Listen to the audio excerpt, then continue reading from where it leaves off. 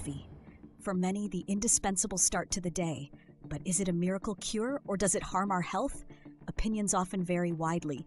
In this video, we shed light on the matter and show you what science really says. For a long time, coffee was considered a potential health risk. People thought of heart problems or even cancer. But in recent decades, the picture has completely changed. More and more studies point to surprisingly positive effects. But what exactly does this mean for your daily coffee enjoyment? Let's start with the heart. Many fear coffee could dangerously raise blood pressure or cause palpitations. In the short term, this is often true, but in the long term, studies show moderate consumption, about 3 to 4 cups daily, is associated with a lower risk of cardiovascular diseases, stroke, and even lower overall mortality. Even with existing atrial fibrillation, new data tends to suggest protection. Our brain also seems to benefit from coffee. Regular coffee consumption is linked to a significantly lower risk of neurodegenerative diseases like Parkinson's and Alzheimer's. Studies suggest that about 2.5 to 3 cups per day could significantly reduce the risk of Alzheimer's. The ingredients in coffee appear to have a protective effect here.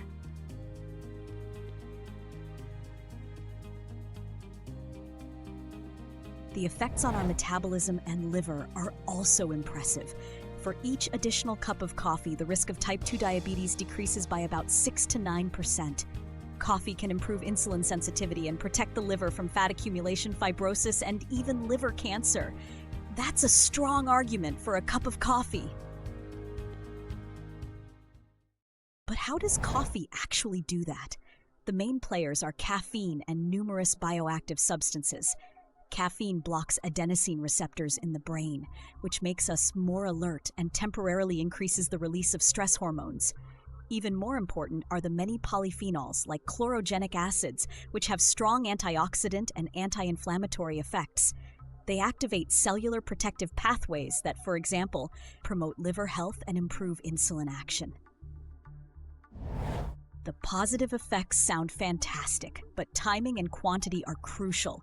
Most studies show the greatest benefit with about 3 to 4, maximum 5 cups of filter coffee per day. This corresponds to approximately 300 to 400 milligrams of caffeine. And when?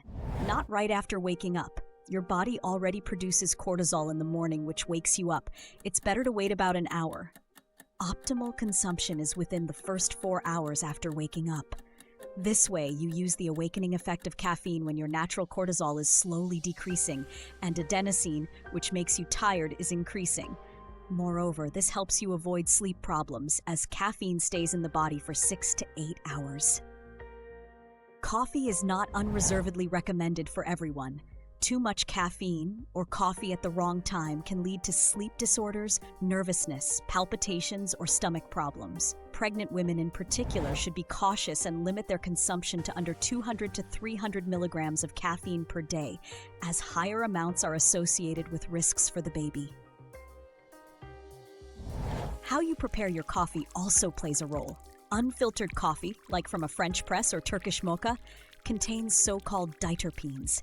These can increase LDL cholesterol levels. Filter coffee, on the other hand, largely traps these substances and is therefore often the better choice from a health perspective. Even with espresso, a paper filter can be useful. Let's summarize. For most healthy adults, moderate coffee consumption of about 3 to 5 cups of filter coffee per day, ideally within the first few hours after waking up, is not only harmless but even associated with numerous health benefits. It can protect against cardiovascular diseases, diabetes, liver diseases, and neurodegenerative conditions. So what does this mean for you? Enjoy your coffee consciously. Pay attention to the right amount and the optimal timing. Prefer filtered coffee? Avoid too much sugar or high-fat cream. And if you have pre-existing conditions or are unsure, talk to your doctor. So, coffee can be a valuable part of a healthy lifestyle when consumed correctly. We hope this video has helped you better understand the facts. For more evidence-based health tips, subscribe to our channel. And as always, we wish everyone a long, healthy, and happy life. Stay healthy.